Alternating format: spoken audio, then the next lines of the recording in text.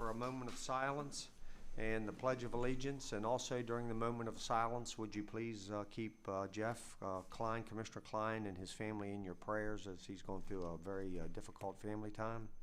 And just want to say, just prayers for the Klein family. Thank you.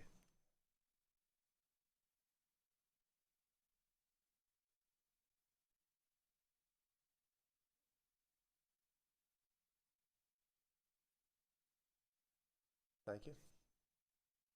I pledge of allegiance to the flag of the United States of America and to the republic for which it stands, one nation, under God, indivisible, with liberty and justice for all. Thank you.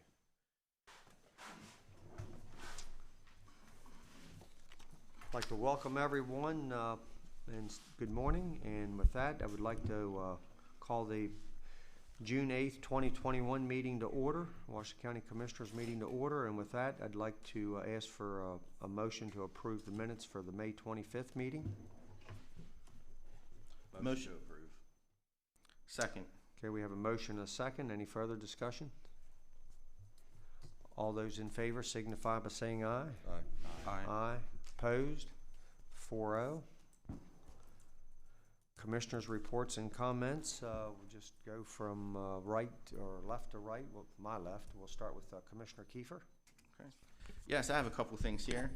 First of all, I just wanted to wish a hearty congratulations to all of our graduates in Washington County in the public school system or private schools who graduated over the last week.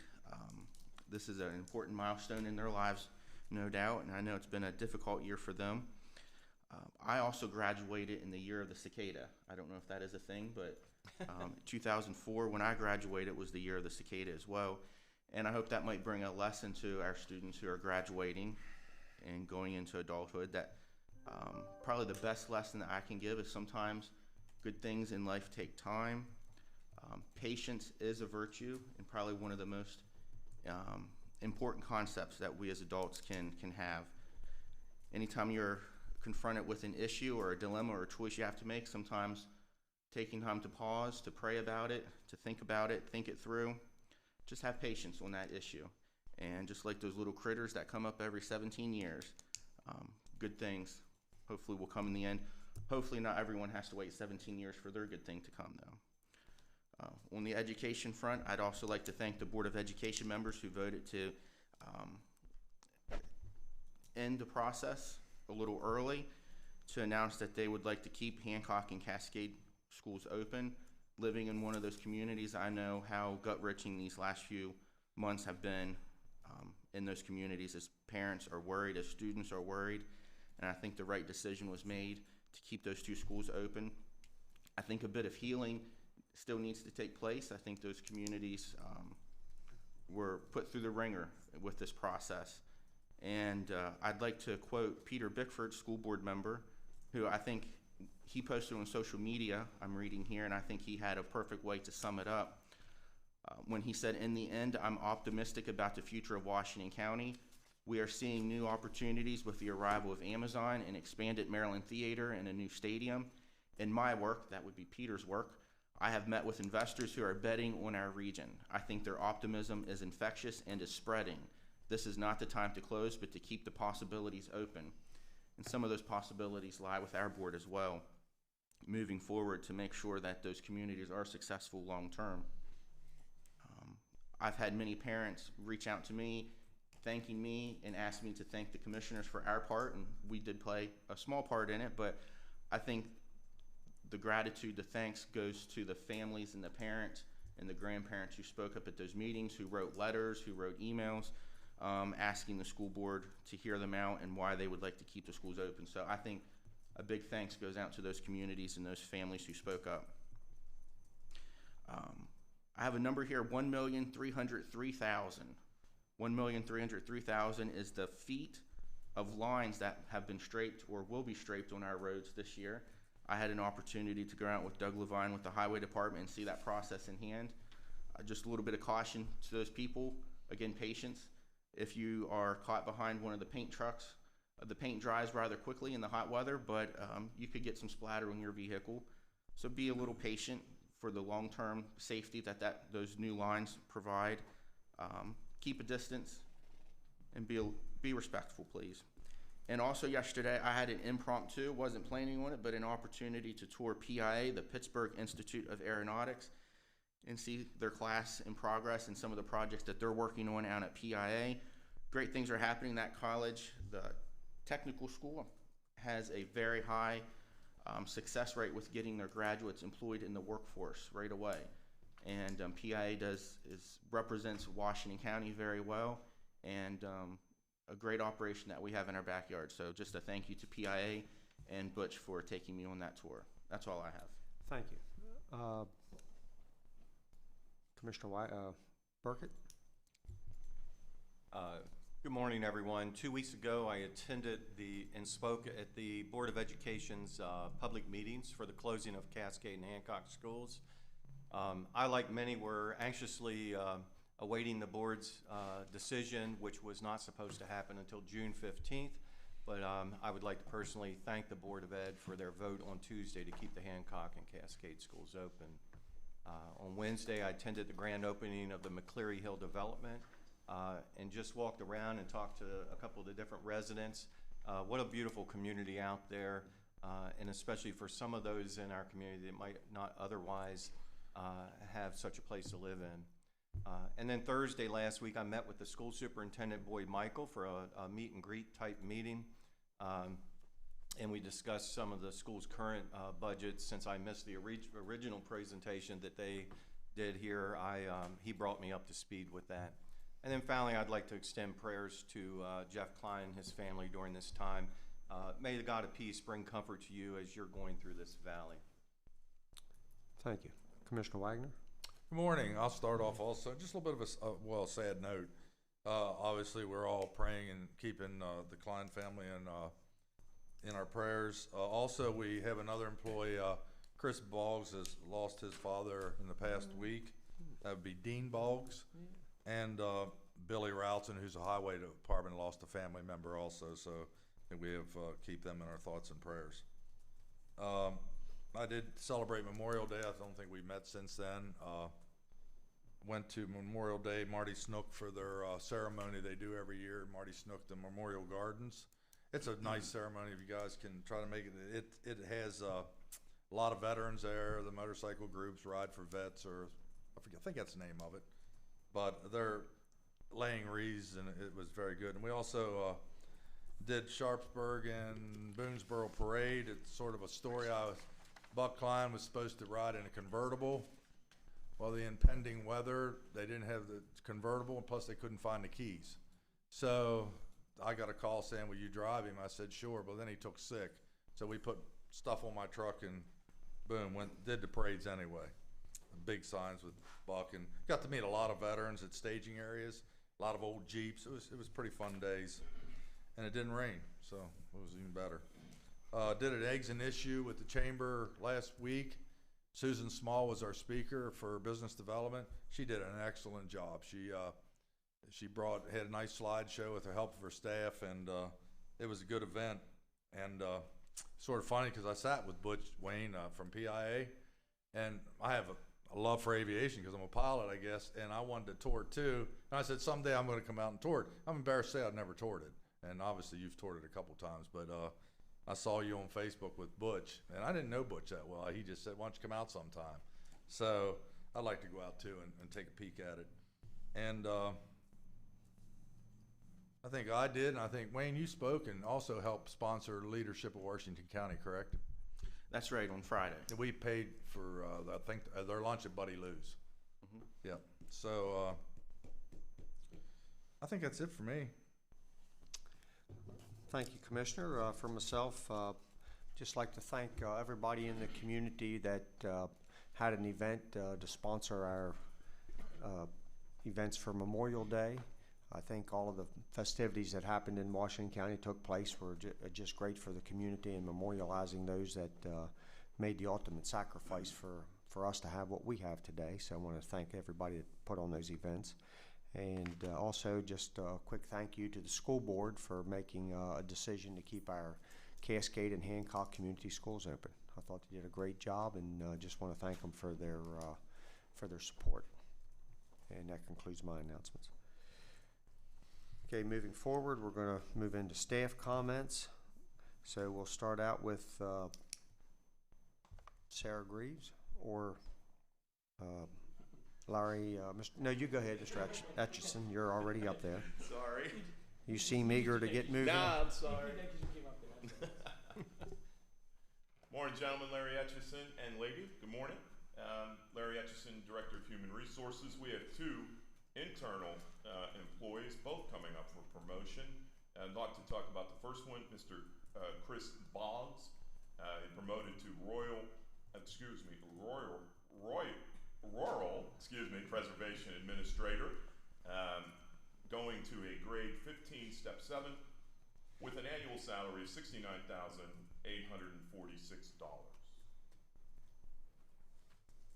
Motion to approve. Second. Motion and a second. Any further discussion? All those in favor signify by saying aye. Aye. Aye. Opposed? 4-0. Thank you. The second person we have again, a promotion for Eric Miklosevich. Eric is being recommended for promotion to a grade 13, step 2, at a salary of $52,915 for the position. Give me, sir.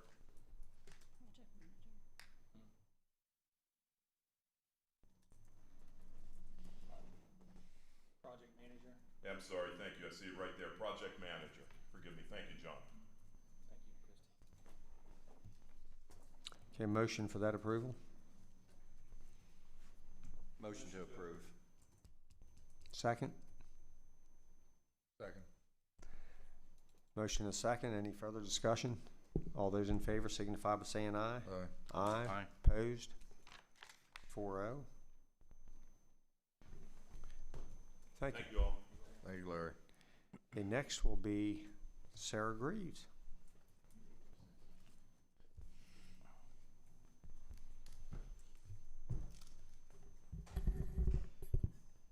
Good morning, Commissioners. Good morning. Morning. Sarah Greaves, Chief Financial Officer, here to discuss the fee for semi-annual tax payments. Many years ago, the state of Maryland required jurisdictions to provide for semi-annual tax payments, allowing property owners to pay in 2 installments versus 1 installment. This legislation allowed the taxing district to impose a semi-annual fee to help counties absorb the administrative costs and also lost revenue from the interest that would have accrued on the funds. The rate for fiscal year 22 is very low at 0.03%.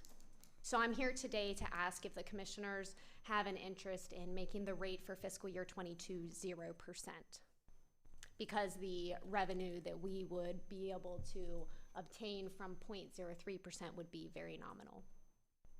And Sarah, this is at the recommendation of our treasurer, Todd Hershey, correct? Yes, sir. It did stem from a request from the treasurer. Yeah, and it's, I think Charlie asked the question, it's, every year we revisit it anyway, right? We do. It is within our normal budget process to calculate the rate every year. It is based on interest that we receive. So that's why the rate is so low for fiscal year 22, because the interest rates are historically low as well. So it will be revisited for fiscal year 23 during the budget session. Do you have any numbers as to how many property owners take advantage of this? I don't have how many property owners take advantage of it with And really, me. advantage is not the word. How many prefer Utilize the semi-annual? semi-annual. I do not know. I can tell you over the past 5 years, the rate itself has spanned from 0.26% all the way to 0.67%. And for fiscal year 22, we're at 0.03%. Generally, in the past, we have generated revenue from $30,000 up to $155,000 with this semi-annual fee. I do not know the number of households, though, that take advantage of it. It seems like in real estate settlements I go to, the banks now are doing semi-annual. They're taking, Most of them do. taking out of your escrow, and that would be a fee now, right? If the way to, and then taking it out again. So I think there's probably more than what we might think. I would say the majority. Yeah, majority. I would say, yeah. Yeah. I mean, I'd be okay with it. I mean, I'd motion to waive it this year. Okay. Second. Okay, we have a- I'll third it if I we can, have- but We have a motion and a second on the floor. Any further discussion? I think it's great. It doesn't happen too often where government says, let's cut a fee or reduce something, so let's take advantage of it. Okay, we have a motion and a second. Any further discussion? All those in favor signify by saying aye. Aye. Aye. Aye. Thank you. Okay, you're welcome. Krista? Commissioners, I have the Washington County Public Golf Corporation Board wishing to accept the recommendation to appoint Richard Block to serve a first 3-year term from June 1st, 2021 through May 31st, 2024. I have others. Did you want to vote on all or separately or just together? Together is what we usually do. Okay. We also have the recommendation to appoint Michael Harsh to serve a first 3-year term from June 1st, 2021 through May 31st, 2024, and to reappoint Scott Matheny to serve a second 3-year term from February 1st, 2021 through January 31st, 2024 on this board, and it is not a paid board. Okay, any discussion on those members? I got a motion to approve them. Motion to approve. Second. Motion and a second. Any further discussion? All those in favor signify by saying aye. Aye. Aye. Aye. Opposed? 4-0. Thank you. That's all I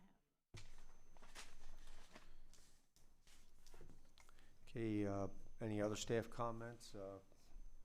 Administrator? Thank you, Vice President Baker. Good morning, Commissioners. It's been mentioned, but I did want to, on behalf of the county staff, I'd like to pass on our condolences to Billy Routson and his family on the recent passing of their son. And also I'd like to pass on our condolences to Chris Boggs on the passing of his father late last week. Our thoughts and prayers are with Billy and Chris and their families during this difficult time. Also, on behalf of the staff, our thoughts and prayers are with President Klein and his dad today and their family. The second thing I have, I'd like to announce that beginning Monday, June 14th, all county buildings will be fully open to the public. Next week's Board of County Commissioner meeting on June 15th will be fully open to the public. So starting on Monday, all county buildings will be fully open to the public. Nice. I've asked Tom Brown from Emergency Management to come here this morning to give you an update on the EOC. I think we're starting to wrap up on the EOC, and I think we have a recommendation as to the current declaration of emergency that's in effect. I think the recommendation is going to be, not to steal your thunder, but I think the recommendation is going to be that we can go ahead and rescind that declaration of emergency effective Monday, June 14th. But if that's not correct, you can correct me. Good morning. Tom Brown, Emergency Manager for Washington County. About 2 weeks ago, the EOC began stage 1 of its demobilization plan after consultation with the local health officer regarding the current metrics in Washington County and across the state. We felt that we could move to stage 2 on Monday, June the 14th. Essentially, stage 2 of the demobilization plan indicates that all the positions, personnel working within those positions in the EOC are going to be released, and we are going to return the operations status of the EOC back to normal operations. Just so that it's understood, that does not mean that COVID's over, and it doesn't mean that the Emergency Management Office for Washington County is not going to still have some responsibilities dealing with COVID. We're still going to be heavily involved with the health department and assisting them in coordinating efforts and communication efforts with what they're currently doing, which is primarily vaccinations and testing efforts. And we anticipate that will be for quite some time. In addition to that, there's a lot of financial aspects that need to be taken care of with this, reimbursement requests to FEMA and to MEMA and so on and so forth. So there'll still be a lot going on that the Office of Emergency Management will be doing, but that's where we're going to be at this point. With that, the other that the county administrator alluded to is that because the EOC will be going back to normal status, it is going to be the recommendation from my office that the local declaration of emergency be rescinded Again, just to clarify, the governor's state declaration of emergency is still in effect. The Emergency Management Office does still have some responsibilities to the state at this point in reference to the COVID response and recovery efforts. But on a local level, our metrics at this point are good, and I'm comfortable with making that recommendation. So that is the recommendation, so we'd have to have a motion. Okay, motion to support the recommendation by Mr. Brown. If I could just ask a question first.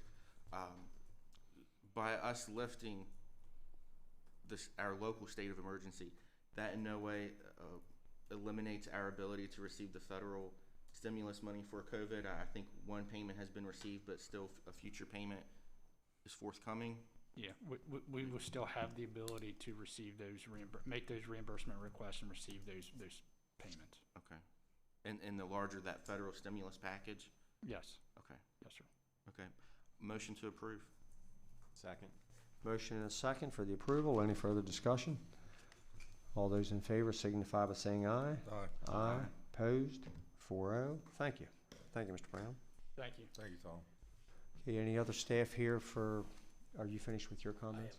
That's all I have for today. Okay, any other staff here to provide any comments to the commissioners? Okay, thank you. With that, we'll move into citizens' participation. We have any citizens here today that care to participate? Please come forward, state your name, address. Hello, my name is Roger Vincent, 16845 Longfellow Court. As you know, most of you know, we were here for a good solid almost 8 months last year before all the mess. And so I'd like to read something I prepared here. On 1/28 of 2020, a hearing on the mobile home park tax was held. Actually, it had a long name, which was ridiculous. But the inequity of that double tax was stated by many members, and members of the board also stated their positions. The tax was unfair to all owners of a mobile home in the county. The commissioners decided to wait 2 weeks to vote.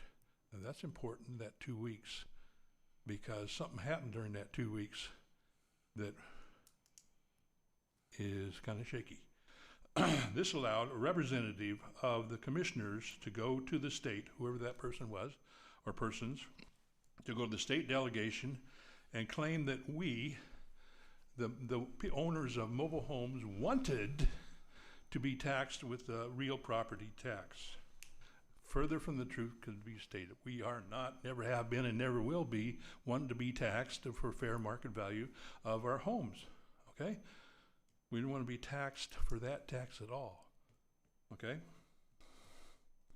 The delegation then went ahead from that information and created House Bill 1161, which barely passed. It was not one of those slam dunk 10,000 votes to 0 that they normally have down there on those things. It was very close, understandably, because those people didn't want to have fair market value done in their county, which would open the ability to do that. If one county does it, another county can think about doing it, and then it's a snowball thing. So they didn't want that, so it was close. So now you have a proposal, this one, proposal, Mobile Home Park Tax Ordinance of 2021 for Washington County, Maryland, proposal right here, that we would like to say no, no, and absolutely no for what it says in that proposal. On another point, at 2 hours and 41 minutes of the February 25th meeting. Now you can go back and look at that meeting, February 25th, 2:41 time frame. It's important, 2:41 time. That's when the motion was made by Court Meinl-Schmidt. And that would be 7.5% or $20, whichever was less, to be shown on the statement or bill. To be shown on the statement or bill. To be shown on the statement or bill. Guess what? They aren't shown on the statement or bill. Our park, Lakeside Village decided to go and do the opposite. They put the bill, the tax inside the bill and just come up with our tax, our rent. It says rent, doesn't say tax anywhere. It's supposed to, by this motion, it's supposed to have that on there. It doesn't. It used to beforehand, so they flipped it. So what happened? Did Lakeside do it wrong, or did you do it wrong? Which one? We don't know. The inquiring minds would like to know. Why is it different than what the motion was? Can you go into private setting and change a motion like that? I don't think so. If you did, hey, wrong. But you need to clarify that for everybody, for every 900 plus mobile homes out there in this county. Which way is it? Okay, we would like, because there's a lot of people that live in the mobile home parks that don't have computers, that are very set. They live on fixed incomes like I do, and they have they're basically afraid to lose their home. Okay, Lakeside Park is one of the worst in creating the ability to these people to think they're going to lose their home, because they threaten them all the time with eviction. Okay? Thankfully, COVID has a positive part. You couldn't evict during that time. Well, Lakeside's got a stack of papers, and they're ready to start evicting people right and left here that weren't able to make their payments during that time. I know there's all kinds of plans and programs, but people don't even know what those exist. You can tell them about it, but how do they find out? They don't have computers. They don't get newspapers. How do they find out? Who knows? Okay. As a residents association, we have been trying to let those people know what those things are, and we've told them all about Community Action Council and all those things that can help people do that. But in the meantime, taxing us is not the way to go. Again, bring up the favorite thing, Mr. Wagner, and that is that we have been paying taxes like everybody else in this county has been paying taxes, and we utilize the services that we pay for in our taxes. Okay, every owner puts his cost into what he comes up with eventually as the rent, and part of his cost is a tax, a property tax and whatever. So we get to pay that because they all pass it on to us, and that becomes our rent. Well, lo and behold, also in this whole deal, in March of this year, Lakeside again did what they do every year, except for last year when they couldn't, is raise the rent. They raised it $40 a month. Guess what? That equaled what the tax was before, almost. It was $60 before, and now they raised our rent $40. So with the tax of $20, $60, here we are again. We're back to where we stood again at $500 and some a month, for $504 a month for everybody in Lakeside Village. 500 plus units. They're making a lot of money every month. Yeah, I don't want to cut you off, but we'll kind of try to hold citizens' participation to 3 or 4 minutes. Okay, I'll close it up. So we would like you to not do this. Just throw it away. Don't even bring it up because it's not worth it. Okay, thank you very much. Okay. Thank you, I'm sorry. Thank you, sir. Okay, any other citizens here today care to participate? Please come forward, state your name, address. Good morning. Good morning. It's Stephen McDonough. My address is 16906 Pickwick Lane, Hagerstown, Maryland. And I'm also a resident of Lakeside Mobile Home Park. Actually, mobile home community. Park, the word park should be retired. Okay. I have a couple things that I consider housekeeping first. And one of them actually directly relates to what Mr. Vincent said. Okay. Last March when this, the current tax was put in place, okay, I wrote 3 letters to the county commissioners. I made 2 phone calls to Mr. Downey and left messages on his phone. And this is, what, June, a year later? I've not had a single response. Okay, so it just shows the total lack of response that we have when it comes to voicing opinions that aren't shared by the majority. Just my opinion. But, I still, all this time, I'm still waiting. But then I have a couple household, what I consider household items. For the last year, daily, knowing that we were looking at another tax issue, I look in the newspapers to see if there's a public notice. I go to the website probably twice or 3 times a week to see if there's anything that's on the website considering a new tax. Okay? Now, just last week, I happened to notice that I get something from the county web page concerning COVID. And just so happens, I'm scrolling through this page. It's actually a pretty long page on my phone. I get to the bottom of the list, and I think it says of local interest. And there is a copy of the pending mobile home park tax for 2021. Now, when I say I go to the website, I go in and I use the search engine. Okay? And I made this same comment over a year ago. Your search engine is worthless. Okay? If you put in mobile, COVID, you put in mobile home, home, COVID. You put in mobile home park, the very first item is the old tax. And then it's COVID. Knowing the entire string of information, the correct title of the pending tax, okay, I searched that. Nothing. Doesn't show up at all, even though it's there. Okay? Citizens need to be able to be informed.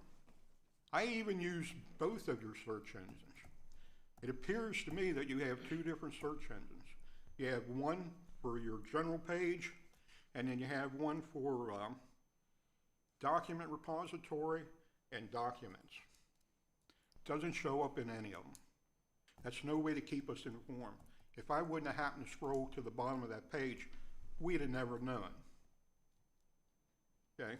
All right, well, let me stop you there. I want to dispel Sure. some misunderstandings. There is no proposal to change the mobile home tax at this time. I didn't bring a copy of it. If you would go to, And I'd like to know where you got a copy of Washington that. County. You have a copy of it, Roger? No, I'm curious as to where the one you that got a says copy pending? of that. Where did you get a copy of that? I made it, sir, off of the website. Okay, I would appreciate it if you could show me where this is on the website at some point. I or send me started the to link. tell you, then you looked away, but it's at the landing page for the county. Okay, thank you. Yeah, it's the Washington.county.net, something like that. Washington, whatever the landing page is. Okay, but I do want to just make sure that everyone understands there is no proposal to change the Mr. mobile Downey, home you tax have to forgive me. from what happened in 2020. Okay, what I'm going to say is my opinion. Now, my experience coming in here and waiting for 6 months to try to get this tax eliminated, actually shows me how manipulative, deceptive, and deceitful this administration is. We haven't met with very much honesty throughout this entire procedure. So for me to see it on your website and you to say it doesn't exist is totally wrong. Okay, I have no reason to believe you. Okay, sir, let's finish with your opinion and what you're trying to... Okay, the next item. Again, I search all the time for different information. The PDFs for the agendas, they are searchable 99% of the time. The PDFs for the minutes are not searchable. Okay, you're not able to use the search form or the search block in the PDF. Okay, so you're forced to do it. Okay, now, if I have time here, what I'd like to do is just review what was going on again, because it is our intention to have any and all mobile home taxes eliminated. And I'm sorry I'm late, but I do have documentation here I'd like to give you before we go. Okay?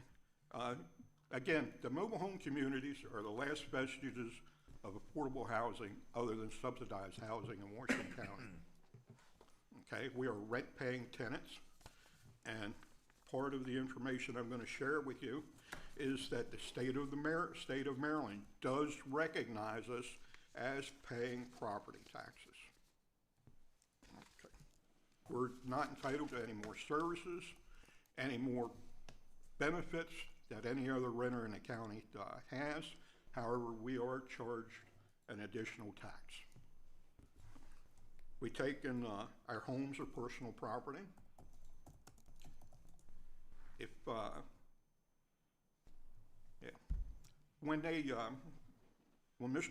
Smith went to the state to get authorization to do this tax, the pending tax, okay, what we told him during the discussion on deleting repealing the old tax was that if you go to the legislature and you get it statewide where our homes are taxable, that's great.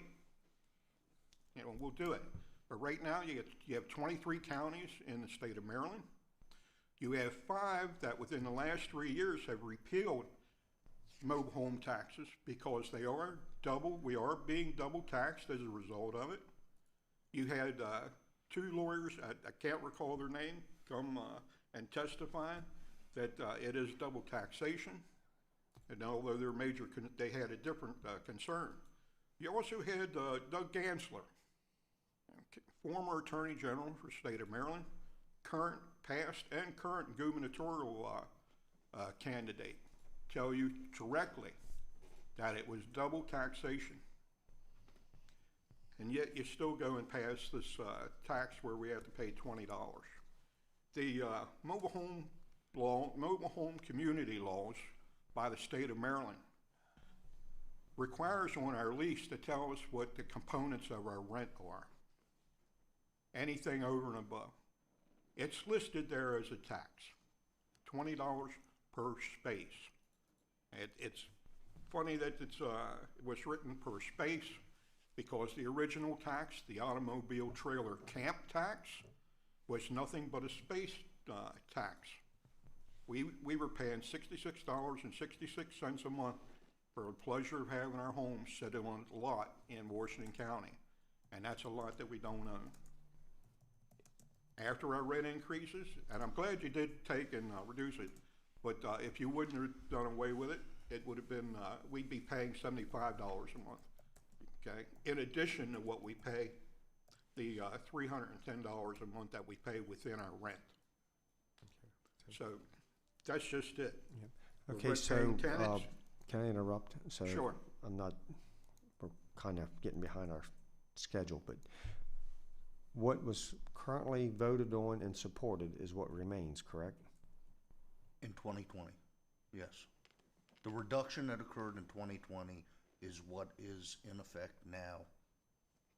And the commissioners do not plan. That'll be in perpetuity unless you all decide to do something else.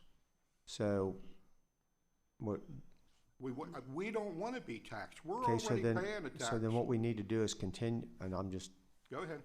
You know, I'm not trying to be confrontational, but believe it or not, I try very hard not to. But this is passionate. But so what we have to do is we have to follow what's already voted on and supported by the commissioners, and then if you suggest or want us to do something different, then you'll need to come back and start presenting some of that information. That's what we'd like to have happen. We'd like to have it repealed.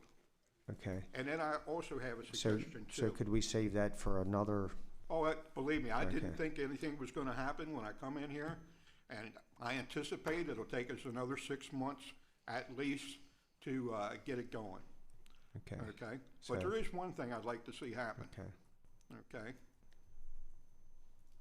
like to get a little sunshine in that back room.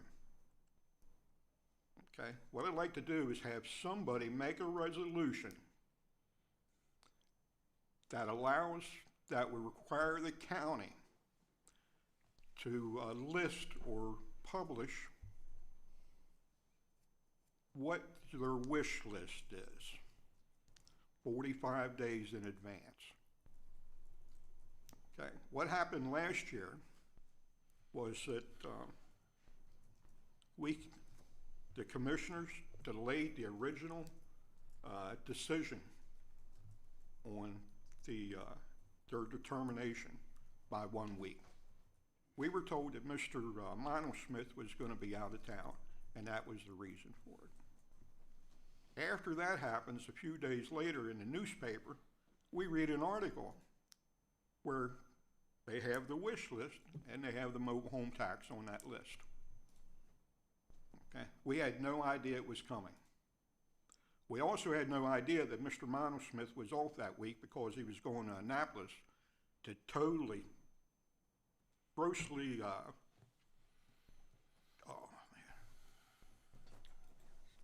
grossly misrepresent our position on this tax. They were told, and I've spoke with several of our delegates, that we all wanted to be taxed.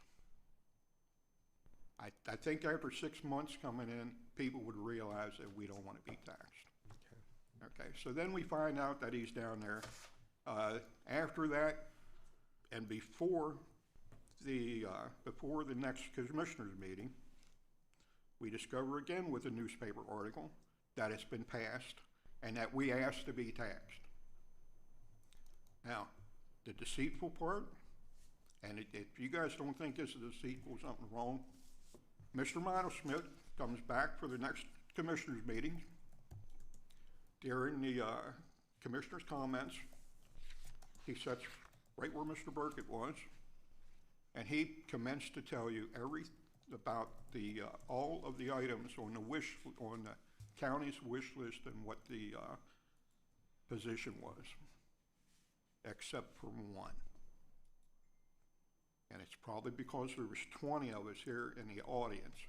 He totally did not say a word about the what we call the HB 1161, which is the House bill to allow to give you the permission to tax us using the what is it called, SStat, Maryland, Maryland assessments or whatever. Mm-hmm. Okay, he totally eliminated.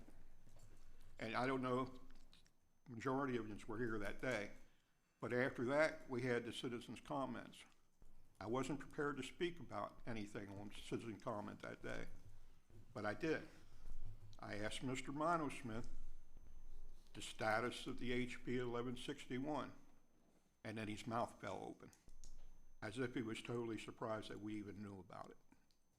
Okay, so what I'd like to do, again, somebody make a resolution, because according to the sunshine laws, as long as it shows up in the newspaper before it happens, it's legal.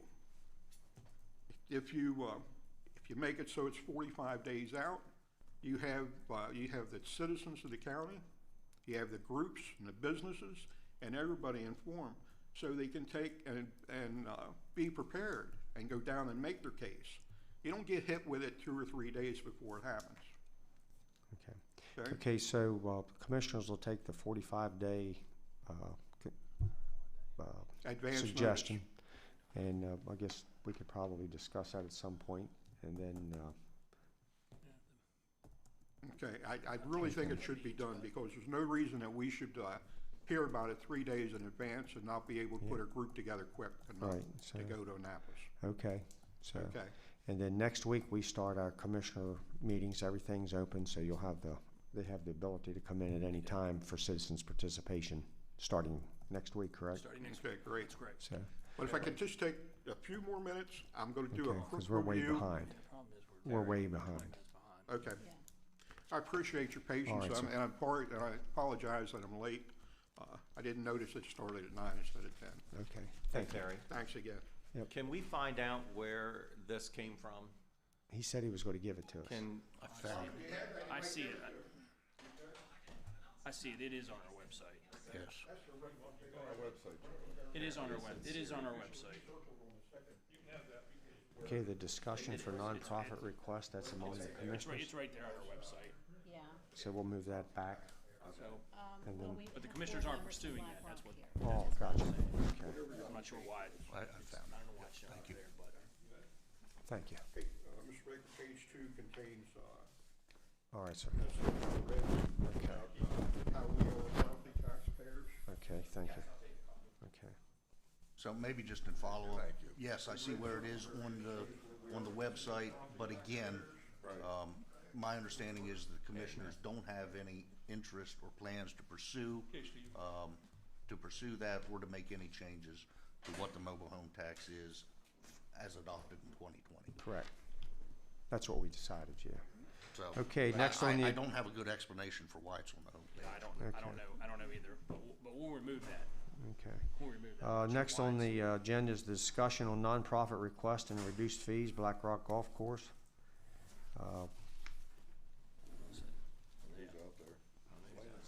Oh, I keep looking back, I keep thinking they're here sitting.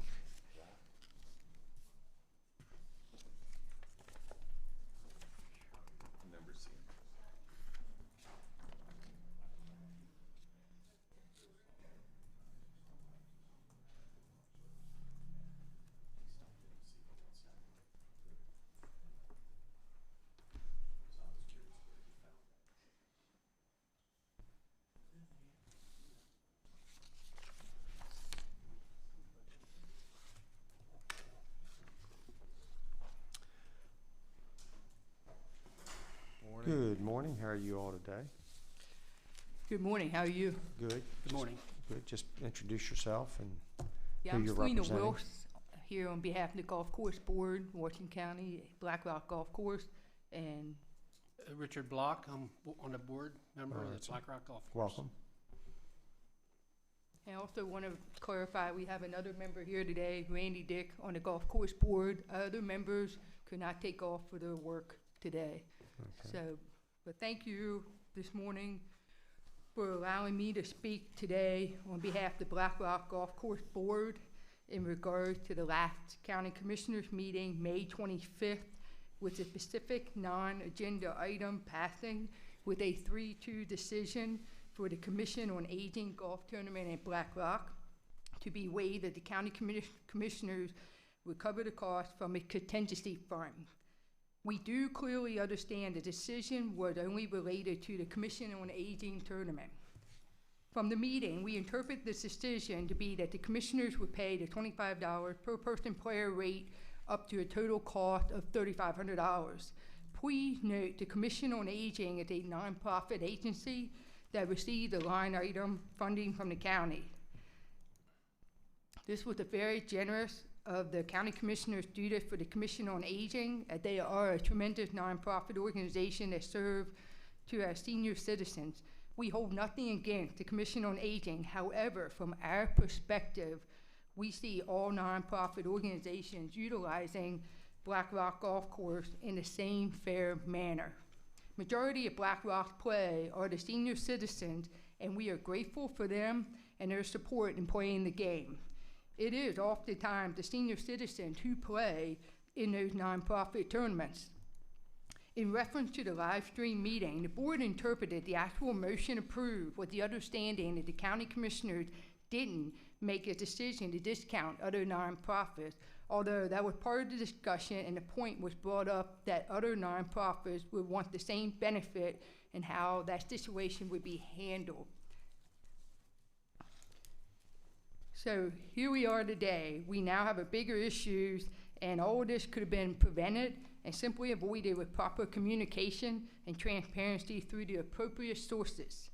In this case, the first issue we have, the volunteer advisory board that has worked hard the last few years to turn Blackrock Golf Course around to be a positive benefit, succeeded during the pandemic and had planned projects in the future to better serve our community and work towards needing less taxpayer funding to operate. This board, appointed by the county commissioners, was totally ignored, disrespected. Washington County has numerous appointed volunteer boards for a reason: to advise and to allow taxpayers and citizens to have a voice. No doubt, as a board, we firmly believe the decision, while perhaps well-intended, was made hastily and emotionally without facts or financial support, and opens the course up to future similar requests. Presently, Blackrock hosts 31 nonprofit tournaments representing over $100,000 in revenue, and that would be a heavy financial hit. If not subsidized, would be a major shift in the business model if all or part is paid for another funding source. This comes on top of our continual efforts to significantly reduce or eliminate the county's subsidy over time. Obviously, this decision and others potentially under consideration moves us in a different direction. The fact that the golf board was not consulted makes our time and effort seem not valued. We are extremely disappointed the county commissioner did not respect or listen to our liaison, Commissioner Randy Wagner, nor our county president, Jeff Klein, to take this discussion further with consensus. We're also disappointed in the lack of communication to the board to allow for transparency and discussion to create a fair win-win resolution. The Blackrock Golf Course Board should have been consulted and had the opportunity to represent our interests before a decision was voted on.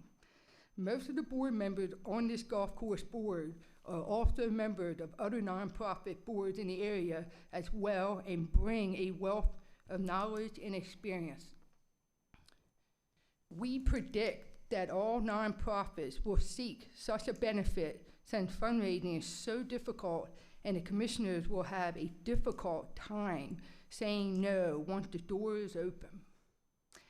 If only select nonprofits receive the benefit, then others that don't receive this benefit will be slighted and may resent Blackrock Golf Course. It is imperative that nonprofits are all treated fairly across the board and have the same opportunity to utilize Blackrock Golf Course for fundraising and bring the community and citizens together. Please note, at this time, Blackrock Golf Course offers the following community benefits. Half of regular play is from seniors at a highly discounted rate with no blackout periods. Second, we offer attractive tournament rates. We have 31 nonprofit fundraising tournaments. Thirdly, we have a free high school league practice and a $15 competition play. Fourth, we offer military and first responders discount rates. And lastly, we give free golf for 17 and under with a paid adult. In recommendation from the Blackrock Golf Course Board, along with respect from the golf staff's perspective, nonprofit tournaments are guaranteed play. But what the court charges is a discounted rate versus the regular weekly rate, $38 versus the $46. Tournaments also require more setup and staff effort than just opening doors and accepting tee time reservations. Blackrock also comps each tournament an estimated $200 in tournament prizes and giveaways. As the county's public course, we view offering this service the way we currently do as a community benefit. Presently, based on the number of nonprofit tournaments Blackrock hosts, it is nearly double that all of the local courses combined, and seems to be an arrangement that works for the nonprofits and Blackrock. On June 1st, I received a phone call from Commissioner Burkett with clarification that the motion he presented was strictly to offer $3,500 from the contingency fund to the Commission on Aging. He also mentioned to me that he was happy to offer up to $3,500 from the contingency fund to other nonprofits on a first-come, first-served basis, and a nonprofit could pay the difference on an outstanding balance to the golf course. Commissioner Burkett also stated Blackrock Golf Course should go back to its normal rate to collect the difference for nonprofits after the $3,500 is paid by the contingency fund. Okay. Has anyone told the nonprofit that they would have to pay the difference? While this all may sound good, in all honesty, this creates a bigger problem. First of all, this was Commissioner Burke's thought over the phone rather than commissioners as a whole. This is not the actual motion, but more of a discussion. On the behalf of the golf course, we're open to discussion with the county commissioners to have a fair win-win resolution, which should have been done in the first place. However, the question is, what direction do you want to take the golf course? If you want to offer fee waivers, greater subsidies, then clearly the golf course will need more county funding and perhaps no longer be considered an enterprise fund. Because Blackrock does not generate a profit, any additional subsidy will be taxpayer money. With respect to the golf course board, taxpayers and the other county commissioners, I felt the need to come to this meeting today, as well as we all need to meet and discuss the direction this county wants to go. In conclusion, the Blackrock Golf Course Board would recommend keeping things as is, and if a special consideration is made by the county commissioners from time to time that is paid from another account, then it's at your discretion. We suggest the county commissioners can contribute to nonprofits directly, not associated or tied to a golf tournament, and leave the golf course out, which would be less clunky to administer for everyone.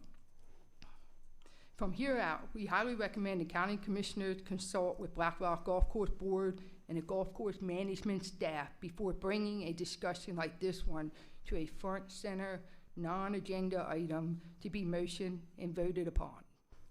Any fee rate discussion should always include the advice of the golf board. Commissioners, we have a very special community benefit of having a top quality public golf course in the state of Maryland, right here in Washington County.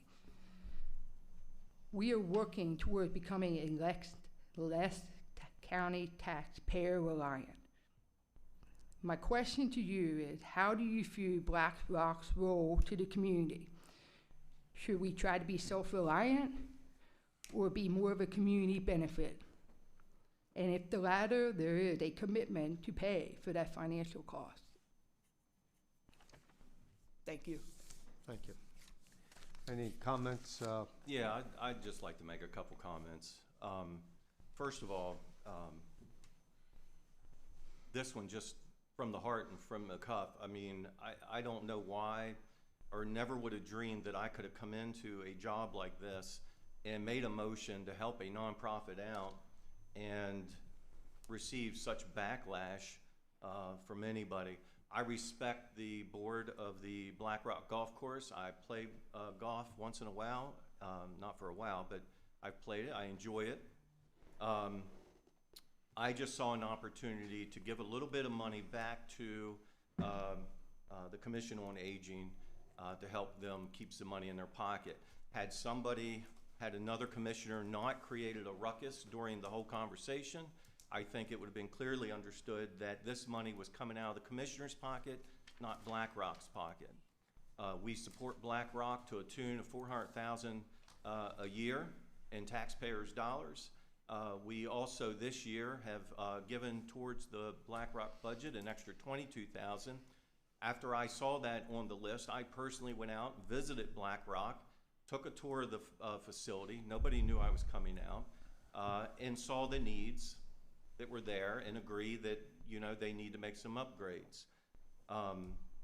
No one, and as I told you on the phone, no one is looking at changing the fees. That was suggested by President Jeff Klein. It wasn't my motion. It was simply my motion to pick this fee up, and I don't have a problem picking this fee up for other agencies. I recently sent a email to Sarah Graves, the county CFO, and asked her thoughts. The county commissioners as a whole leave on the table every year. I went back and looked at this, a total of $20,000 in our contingency fund for the last 10 years on average have left $20,000 in our contingency fund, which is where I felt we could pull this from. when I talked to Sarah and asked, do you think we can come up with another 20,000 somewhere in our budget to put towards that 20,000 to help other agencies out? She said, wouldn't be a problem.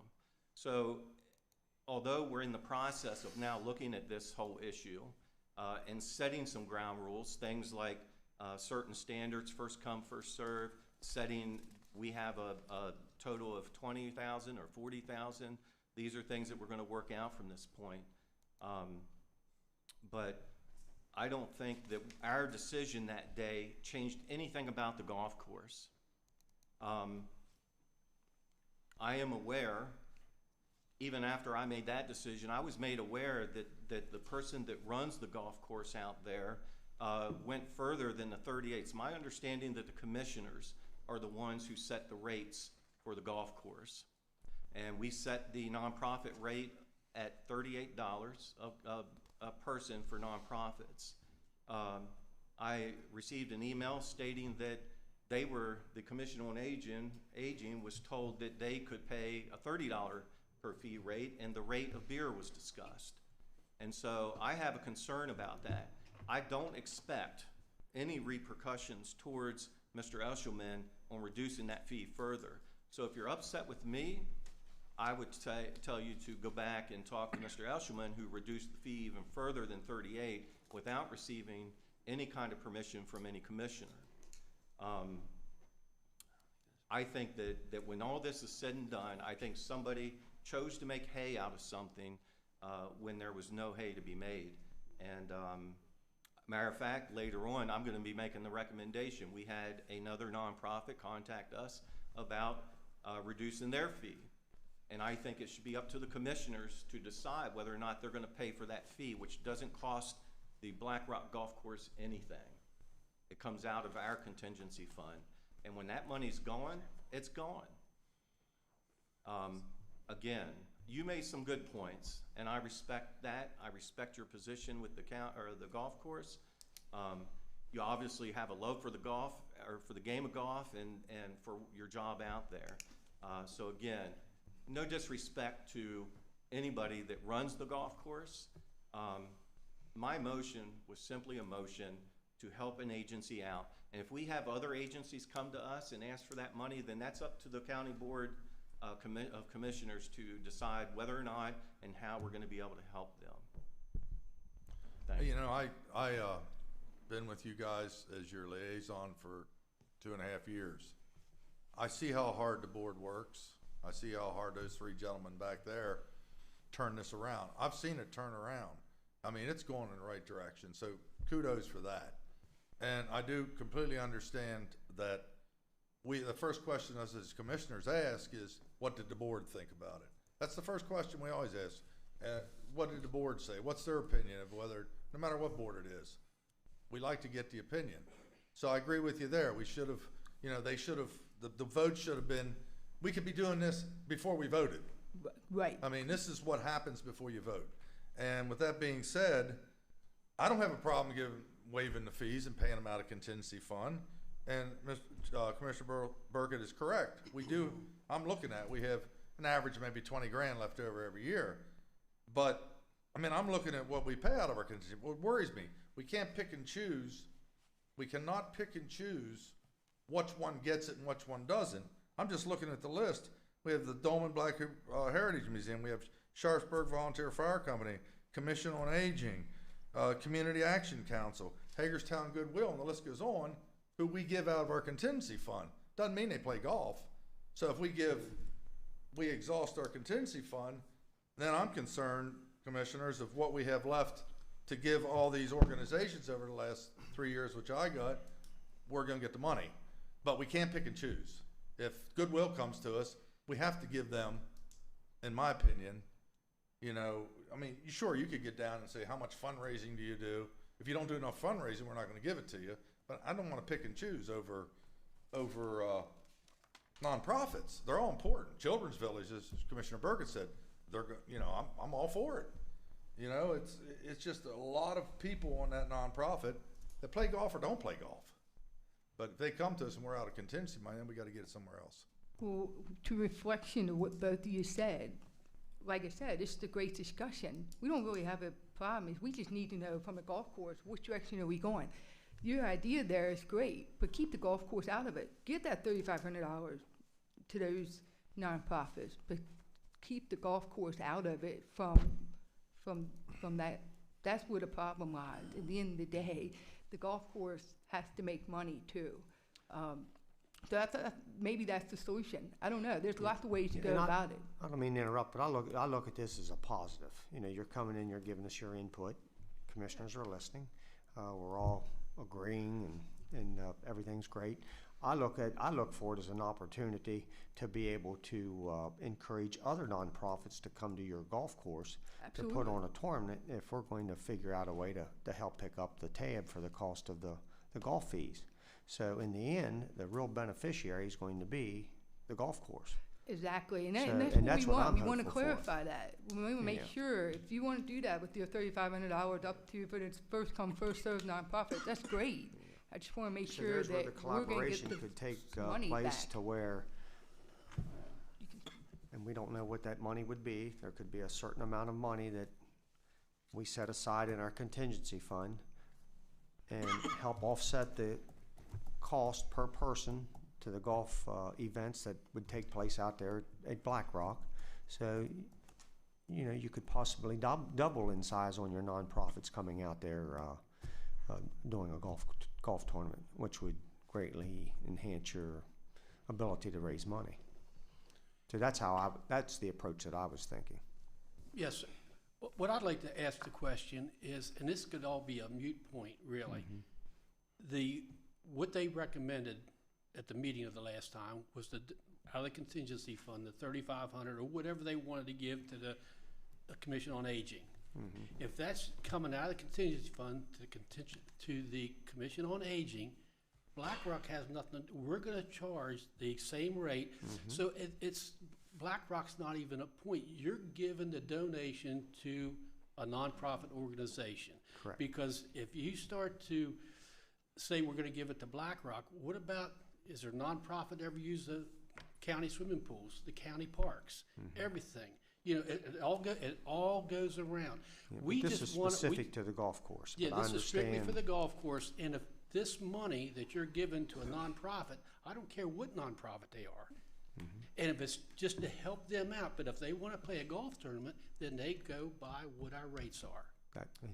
I think that would be the easiest way to settle the whole thing. I would like to say I agree with you 100%. I suggested it that way, but I was told that we have to show payment coming to you all. And so that's why it was made the way it was made. Yeah. I had also suggested to the rest of the commissioners that it's not just that this contingency fund not just be for the Blackrock golf course, that it also be for other county things. Should an agency come to us and say, hey, I'd like to use the Ag Center, can you help us out with the fee? That we can also use some of that money for that. So it's not just the Blackrock golf course. It could possibly be other agencies. Listen, I publicly apologize for what has happened here. Forgive me, I apologize. I think we just want a clarification. Yes, and I agree. And I think that if there hadn't have been an overreaction, I think in the end, it would have been clearly stated and everybody would have heard and understood what my motion was. So please forgive me. You know, hopefully we can, from this point, set some boundaries for this to help whatever agency comes out. If I could say a few things. First of all, Selena, I know you have a history with golf, and it's a sport that's important to you. And thank you for all of you, your service on the golf course. Just to clarify a few things, and maybe you know it, maybe it's for the people that may be listening. The golf course is an enterprise fund, even though the golf course is not profitable. Enterprise funds can still exist even if they have to be subsidized by the county. From year to year, I think it's our water fund. I'm looking at Sarah, our CFO. Our water department is an enterprise fund. It should not be subsidized by general taxpayer dollars, but it is. Same thing with many other funds within the county. And in fact, for the golf course, it's about $400,000 a year that we subsidize the golf course with taxpayer money. I hear a lot from our citizens. We have citizens that peel into our budget layers deep. They like to look at our budget. And for a recent issue we had with our schools, some communities ask, why do we give so much to the golf course when we don't, when maybe we could give more to the schools? Or why do we give money to the golf course when we have to chip seal our roads and not lay down asphalt? And those are valid questions. Everyone has issues that they're passionate about. But I hope we understand that the golf course is not profitable. $400,000 a year is what we subsidize it. So I do think that may give, the general public, angst. And just a moment, I'll let you respond. So $400,000 a year, that is what it is subsidized by. In past years, I know when the golf course was built and it's received awards over the years, it's a great golf course. It was more profitable. Maybe it wasn't a cash cow for the county, but it provided some more money. I asked 2 former commissioners just their thoughts on how we could handle the golf course. And one flat out told me you need to outsource and privatize the golf course. The other said that we don't do a good enough job promoting the great asset that we have. So there's different, perspectives there from past commissioners. I'd say we have many 30-some boards and commissions, as you alluded to. And many times we do acts very similar to this with the landfill, for example. The landfill is another enterprise fund, and we have an environmental management advisory board for our landfill too. And time from time, we take money out of our budget, out of our general taxpayer budget, to fund, maybe there's a community organization that they have an event and they produce a lot of garbage, and part of our contribution for that is we take their garbage and we'll dispose of it at our landfill. We'll take the fee from our general fund and pay the landfill for that fee. We don't go through our environmental and management board for that. Sometimes we use our parks for different events for the county or for something. We don't go through our parks and advisory board, but maybe if there's a silver lining out of all this, and I'm disappointed that we did something good for a nonprofit. And just for a little bit of background, that nonprofit, the Commission on Aging, in 20 other jurisdictions in Maryland, it's actually a function, an arm of county government. We happen to use a nonprofit model, which is a little unique in Washington County, but we did something good for an organization. I think it is a little disappointing that we're getting this feedback here today on this. But if there's a silver lining to all of this, what I hope that this conversation brings out, and this conversation isn't in vain, this is a good conversation to have. We need to meet with all of our boards on a more regular basis. I've asked for that a couple years ago, and we started to do it. Maybe COVID put it into it, I don't know, but I would like for us to meet with all of our advisory boards at least once a year. From my perspective, from my standpoint here, as a 5-year commissioner, I don't think we've had a formal meeting with the golf board. You probably served on the golf board longer than I've served as a commissioner. I'd like us to have a meeting once a year with our golf board and with all of our other boards at least, so we can have a sit-down conversation about what are you guys doing? What are our thoughts about issues that you might have? So I hope that we can pull out a silver lining from this conversation. Well, thank you, Commissioner Kiefer. I certainly know that we can work together when we have the proper communication. In reflecting your point was well taken about the golf course not being profitable. As it is, that is correct. But I will tell you, with the business model and the plan that we have put in place in the last few years, and Commissioner Wagner can respond to this as well, we have turned this around with the proper plan, and thanks to you for the public relations side, that's really helped us out. And the same thing is, if you looked at it, we have picked a fair win-win balanced situation to help the public as well as the community benefit. That's the path we've chosen. Now, if we went the other direction, we would be profitable.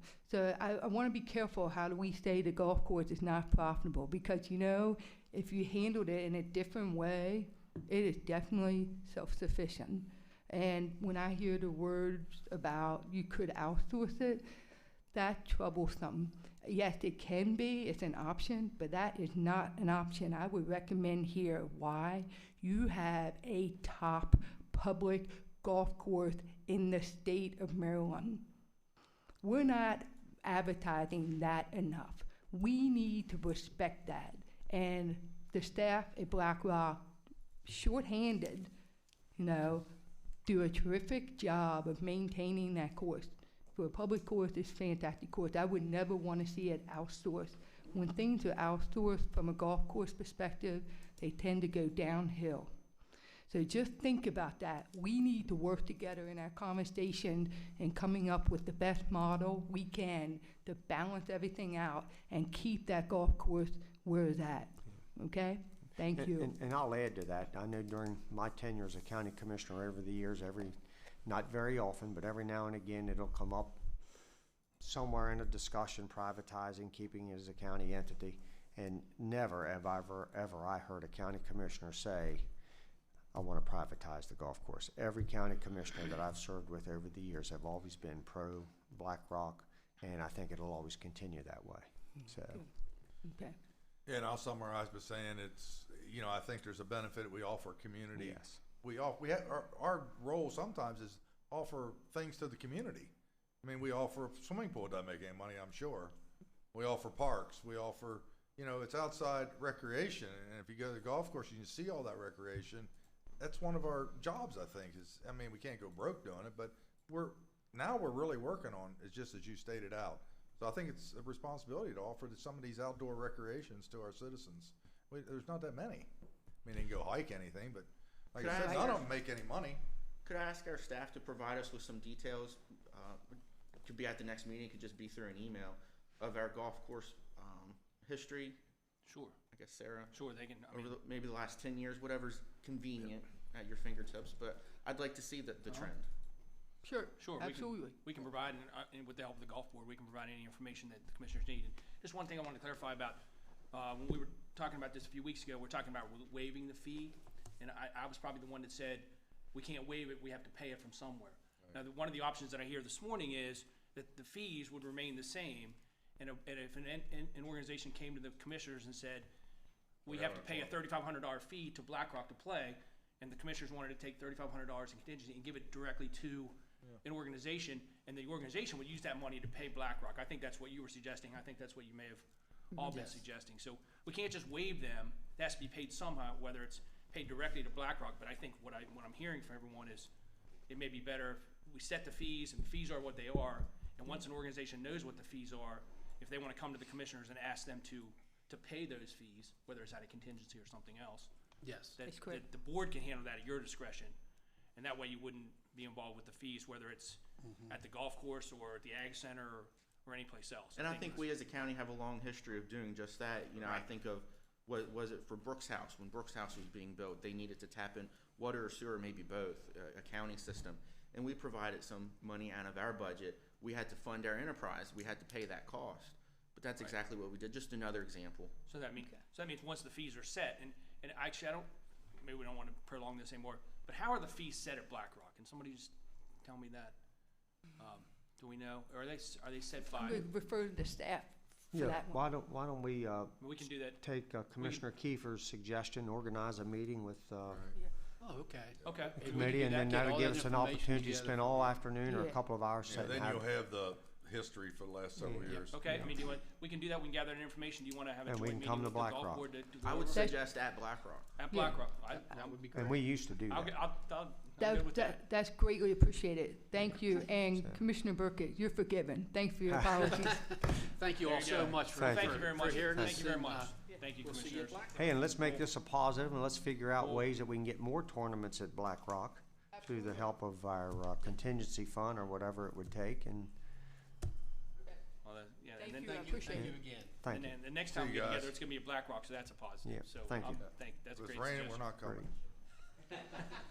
Yeah, make sure it doesn't rain on that day. Can you take care of that? Okay, next on the agenda, approval to submit application FY '22 school-based health center.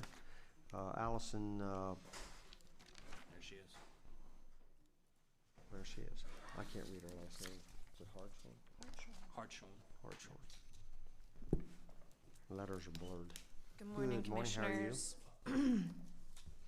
Allison Hartshorn, Grant Manager, Office of Grant Management. This morning, I'm here to seek approval for the submission of the grant application for the FY '22 School-Based Health Center Grant Program to the Maryland State Department of Education in the amount of $200,384 and accept funding as awarded. The Washington County Office of Grant Management, on behalf of the direction of the local management board, is seeking approval to submit an application to the Maryland State Department of Education requesting funding for our school-based health centers in Washington County.